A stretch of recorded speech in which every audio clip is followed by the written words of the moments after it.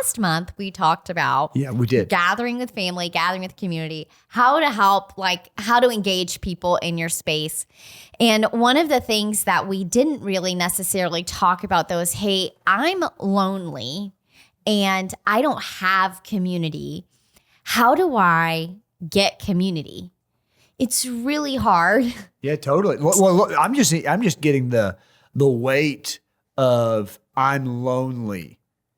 Like I'm lonely. And again, like we talked about it just last week, I had that friend I mentioned on the podcast, but he lost his brother that morning.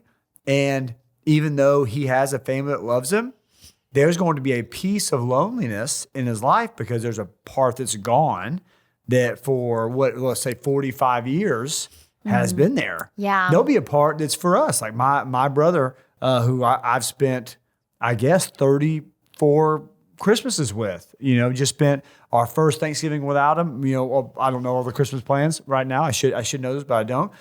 So I would say that everybody, like there's loneliness, and everybody's kind of in a different place. That's why I said some people it's going to be a little foreign for me.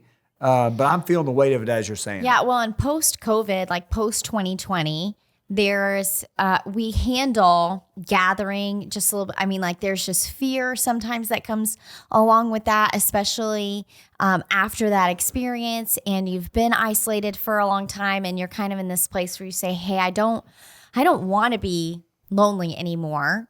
And I don't know what to do. And I think a lot of times we find ourselves where we have a lack. We see ourselves with need, and then we don't know what to do about it. And we're waiting oftentimes for somebody else to do it for us and remove from us the responsibility of our part in gathering and being a part of community. And so today we wanted to really talk through, hey, what's the Bible say about our role in being a part of community and engaging in community? And then how can we experience that in our day-to-day life? Because this is a great opportunity. People are gathering all the time at Christmas, right? You've got work parties and people are doing stuff in their neighborhoods and at your apartment complex and all kinds of stuff is going on. There's tons of community events to be a part of, to go and meet people. But overcoming where our fears and our concerns, which are oftentimes legitimate, and engaging in that can be hard. And so that's what we want. Do you have any of those? Friends? I know the people that you call friends. And they're amazing. I wish I Move had on. different. No, any of those anxieties or anything like that you're talking about, really? One of the things that I wrestle with is trusting the wrong people. I tend to maybe overshare because I just answer. I'm just always honest. And sometimes that's not always a great thing maybe. But I am concerned about trusting the wrong people and them turning around and hurting me because I've experienced that before and people have taken things that I've shared with them and then used them against me. And so that hurt starts to, if I'm not careful, the hurt I've experienced in the past will color the narrative of today.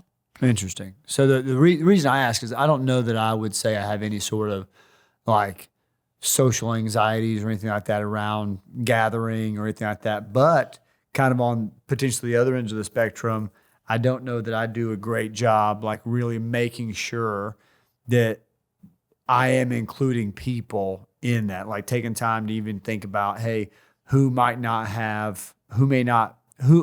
need spaces that I can create, for them to be able to not be lonely, for them to be able to be spiritually loved and cared for in a season that we've made about a lot of things, a lot of parties, a lot of gingerbread contests, a lot of things like that. But really, it should be a great season for us to be intentional about spiritually loving and caring for people, but you have to be in spaces with them to do that. Well, and I think sometimes we can find ourselves in one of two camps, or maybe we have a foot in each. But one, we may be hey, I've got a ton of community. I feel great. I've got plenty of people who love me at Christmas time. Or, hey, I really struggle to find community, or I used to have community, but now I've moved, or, my life has looked different. I work from home now. All of these things have changed. And you might be like a little bit of both. Well, yeah, I have some people in my life, but also maybe some relationships I used to have aren't there anymore. And I'm finding myself struggling with engaging in community at the same time. And so what we want to do is just talk a little bit about, honestly, like, hey, how do I engage in this world as a Christ follower? How do I find community? And one of the things that we come up against over and over again in the Bible is about offering hospitality to one another. And if you look at 1 Peter 4:9, there is instruction to believers to offer hospitality to one another without grumbling.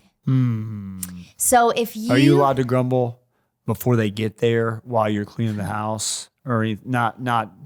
I'm not asking about us or anything like that, but do you think it's talking about that grumbling too, like before they get there? I think it falls into that category, yes. So I think here's the thing that we forget about community. You just want to skip past that? Yeah, I'm going to skip right past it. Community costs. If you want to be a part of community on any level, if you say, hey, I have a lot of community, but I'm choosing not to engage in it and I feel lonely, or hey, I feel like I don't have anything to connect with, community costs you.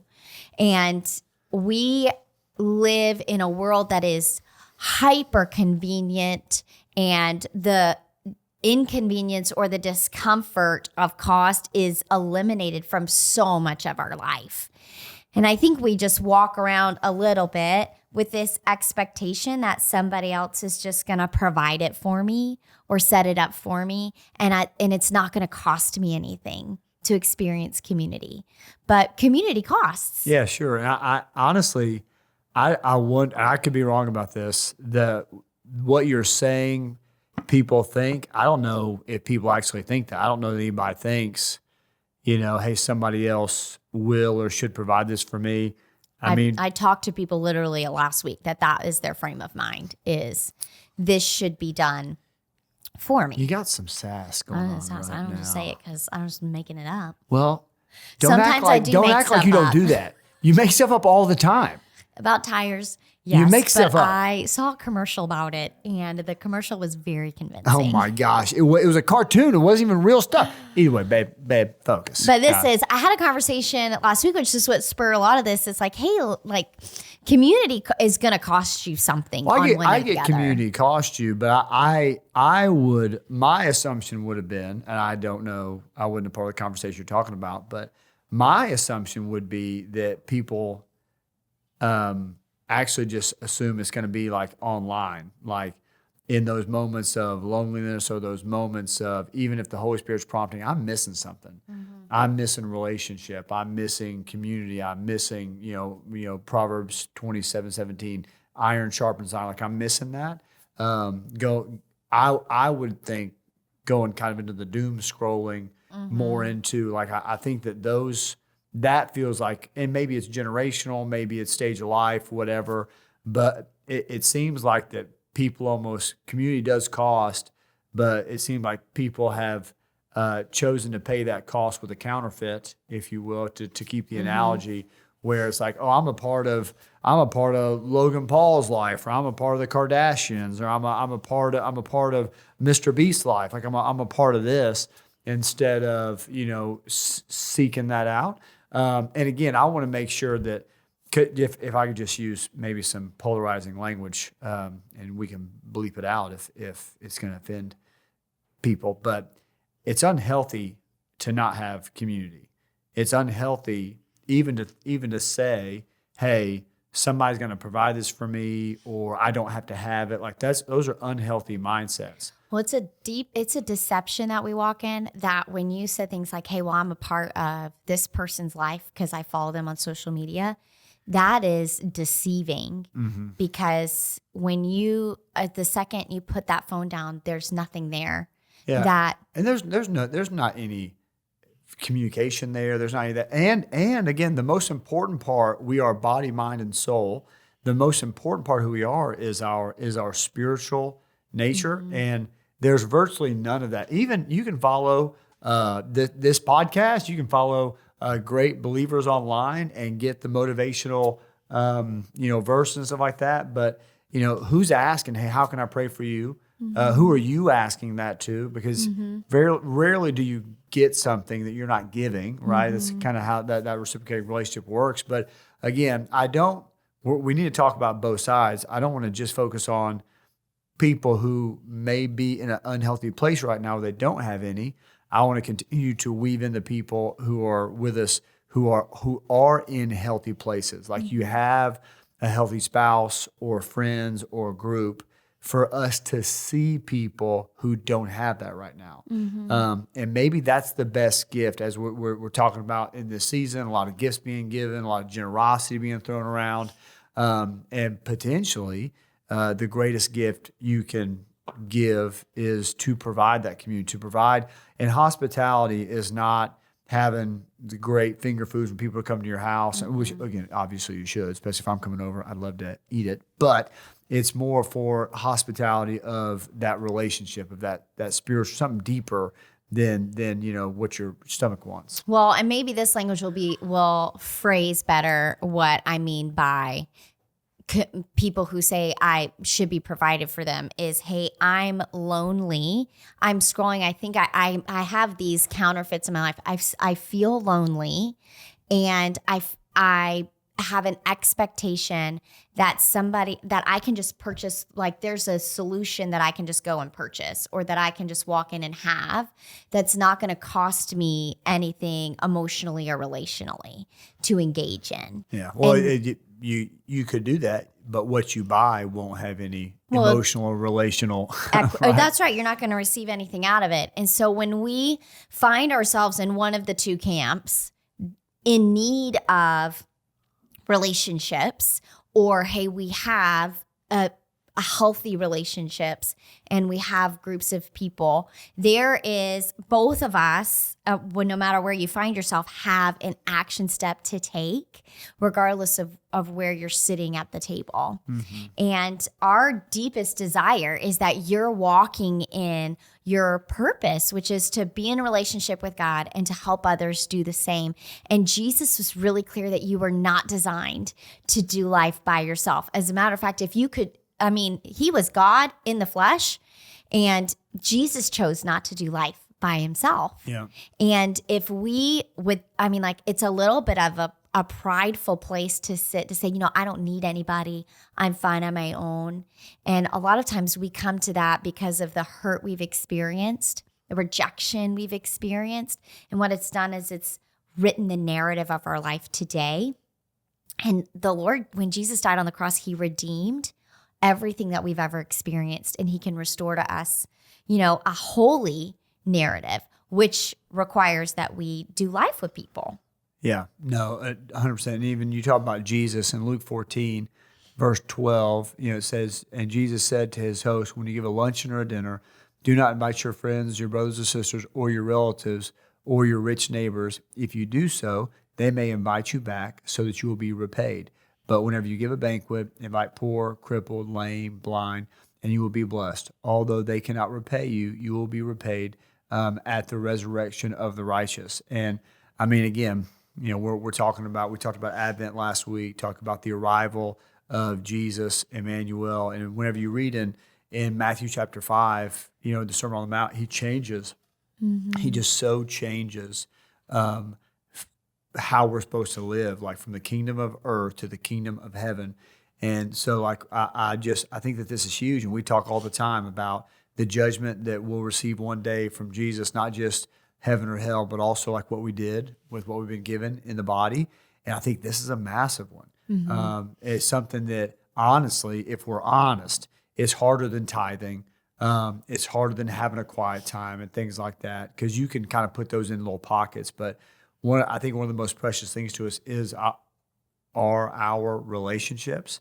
And so I just think that's so powerful. But when you give a banquet, invite people who can't pay you back, and you will be repaid in the resurrection of the righteousness. And so I also want to encourage you, And again, this may speak to people who are in a more healthy place. But if you feel like emotionally, relationally, spiritually, you are the poor, you are the crippled, you are the lame, you are the blind, then you need to receive the invitations you get. There's going to be people who you get an invitation this time, this year, and it would be easier in your mind not to go.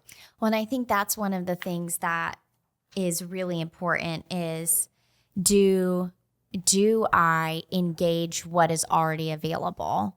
If you say, hey, I'm really lonely and I'm having a hard time, well, a lot of it is not because there isn't community available, but it's because we've chosen not to. It costs you time. It costs you energy. It would be easier not to, something as simple as going to your local church and joining a Bible study and going every week and reading the book along with people, or there's a party to go to and you're like, gosh, I really just feel like staying home and resting. I've worked all week. It's been a long week. I just don't feel like going. But if you don't say yes, then you're going to continue to find yourself in this deficit. And at some point, we have to reflect and say, hey, how much of the community am I expecting for other people to just come and give me? Or am I engaging with the community that's there to be a part of what's already happening? Yeah, and something that's it's fun to talk about. It really isn't fun to be the person, but we need these people, is to be the kick in the butt person. So like if there's somebody in your life who should be providing more community or somebody needs to go, I get the privilege, the honor to be Rachel's kick in the butt person. Hey, I don't want to do this, or hey, I feel overwhelmed with that. I'm like, hey, I need you to do this. We're talking about Black Friday a couple weeks ago, and it was like, well, my mom's out of town, and I'm not sure of this or that. I was like, hey, you need to go. You love it. You need to go. I know that hey, it won't look how it has in the past, or it won't, but you're gonna feel a better way if you'll go. And so being that kind of kicking the tush person is needed, Well, and are you somebody that's created a place where people can share with you those things? So if you are in a community space where maybe you're hurting people in the room, like how you're speaking is like it kills everybody's laughing, having joy, and you come in and all you do is negative. You talking about me? No, not you. Do people have permission to say that to you, to say, hey, like this is what it feels to be around you. And I want to help you get the most out of our time together. How can I help encourage you in that area? Yeah. Are you somebody who can receive that and increase your self-awareness? Because sometimes we're not engaging in community, not because there isn't community, but because we're not self-aware enough. And we're going into situations and we're not honoring the boundaries people have, or we're not going with, honestly, like the fruits of the spirit. There's no fruit and we're just slinging hurtful words, or, hey, we're not coming to participate. We're just coming to take. And especially if you say, hey, I'm a Christ follower, that means you have been given more than you can possibly hope or imagine. You are provided for, and you can emotionally, spiritually, you can walk into these community spaces and give and participate, not necessarily just going to take. Yeah. Yeah. And so again, I know this feels like a pretty niche topic, but it is massive during this time of year. Rachel corrected me, a few episodes ago whenever I pulled the stat that apparently is a misnomer, where that more people commit suicide in the holiday than the rest time of the year.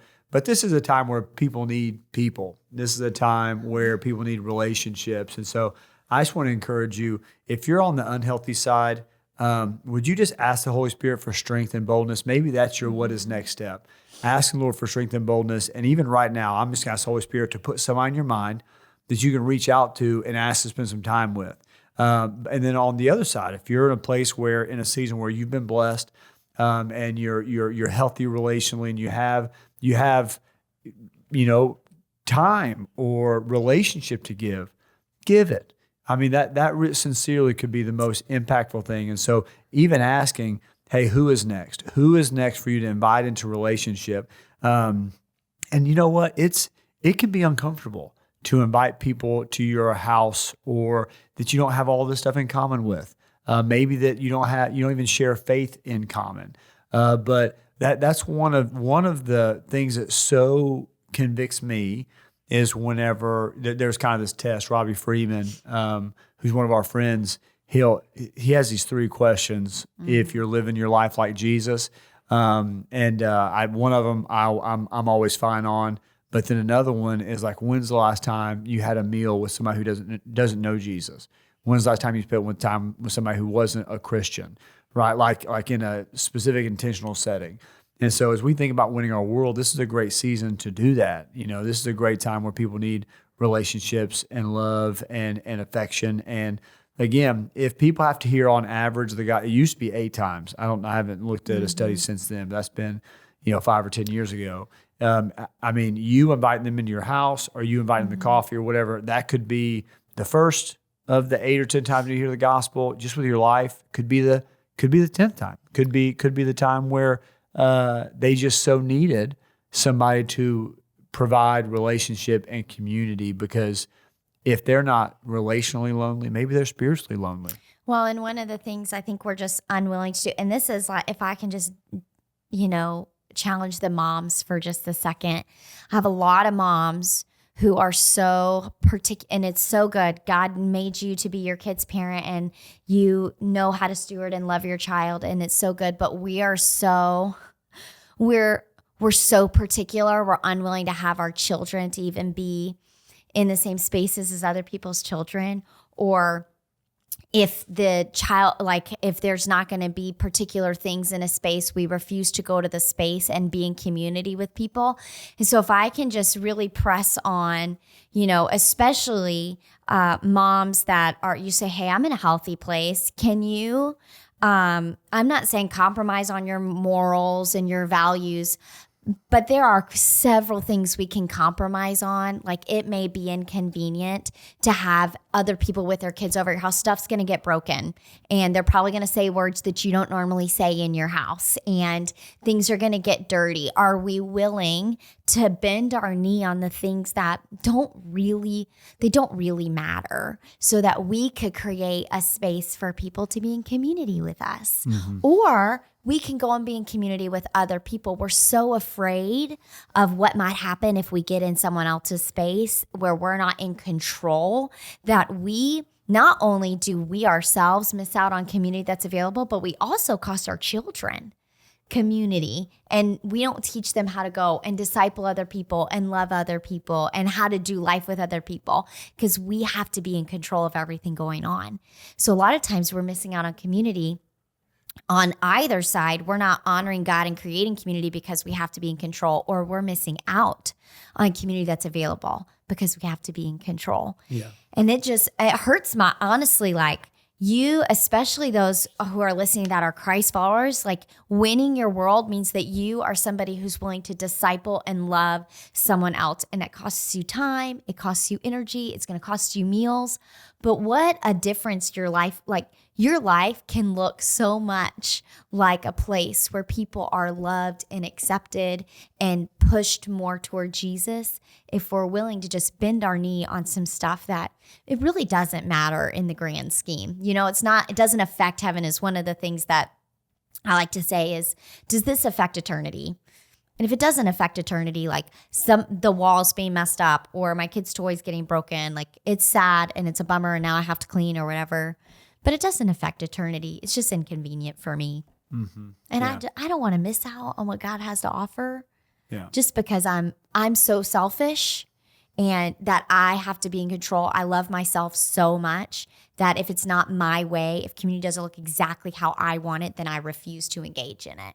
And that is a consumer mindset that has, it's honestly, for me, when I look at that, I'm like, gosh, that is a disease that is plaguing our Christianity, is that we're supposed to go in and just consume and get things exactly the way we want to. And that is not how Jesus designed us to live. It says that we're supposed to lay our life down for our friend, to offer hospitality to other believers without grumbling. This is part of how Paul is teaching people in Romans, like how to treat believers around you, to love them well, to be gracious and kind. And I don't know that can be said of us. And Jesus said that we would be known by our love for one another, and community is how we display that. Yeah.